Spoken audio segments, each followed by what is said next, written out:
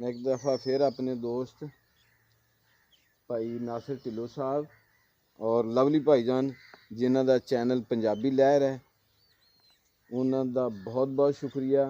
उन्हां दी सिफारिश दे नाल मैं इस गुरुद्वारा दे अंदर आके यह वीडियो बना के दिखा रहे हैं।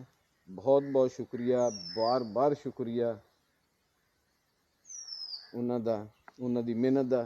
तुहाडे दोस्तां अगे भी रिक्वेस्ट है कि मेरे भाई, मेरे मुहसन, मेरे दोस्त लवली भाईजान और नासिर ढिल्लों भाईजान, उन्हां दा पंजाबी लहर चैनल जिहड़ा है बहुत मरूफ ते मशहूर है। जिहड़े विछड़ियां लोगों नूं मिलांदे ने, बड़ी सेवा करदे ने ते बहुत ही इखलास दे नाल दोस्तां दे नाल जिहड़ा ना वो पेश आंदे ने।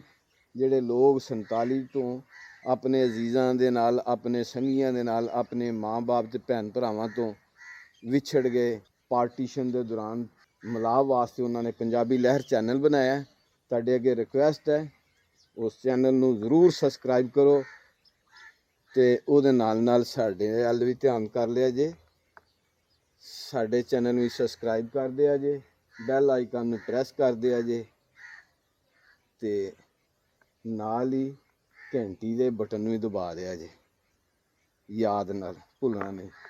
ये शॉर्ट क्लिप है। तफसीली वीडियो देखने वास्ते चैनल ਨੂੰ ਸਬਸਕ੍ਰਾਈਬ ਕਰਕੇ ਤੇ ਬੈਲ ਆਈਕਨ ਨੂੰ ਪ੍ਰੈਸ ਕਰ ਦਿਓ। ਤਫਸੀਲੀ ਵੀਡੀਓ ਤੁਹਾਡੇ ਤੱਕ ਪਹੁੰਚ ਜਾਵੇ।